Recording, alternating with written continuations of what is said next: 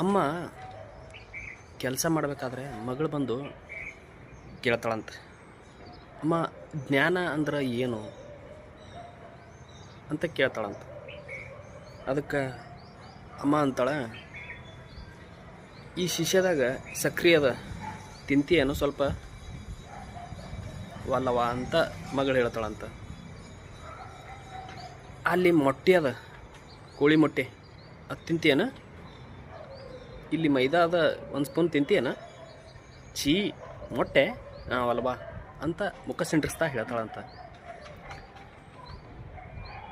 ಅವ್ವ ಅಂತಾಳ, ಇದೆಲ್ಲ ಸೇರಿಸಿ ಕೇಕ್ ಮಾಡಿದ್ರೆ ಎಷ್ಟು ಬಿದ್ದು ತಿಂತೀಯಲ್ಲ, ಎಷ್ಟು ಇಷ್ಟಪಟ್ಟು ತಿಂತೀಯಲ್ಲ ಅಂತ ಹೇಳ್ತಾಳ. ಸೊ ಜ್ಞಾನವು ಹಾಗೆ,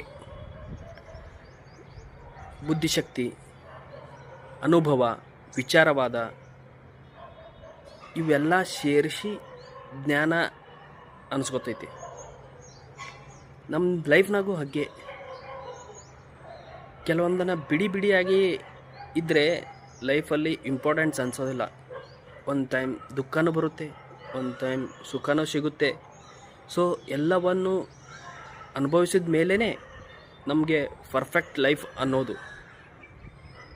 ಸೊ ಬರೀ ದುಃಖ, ಬರೀ ಸುಖ ಅಂದರೆ ಅದರಲ್ಲಿ ಯಾವುದೇ ಬೆಲೆ ಇರೋದಿಲ್ಲ.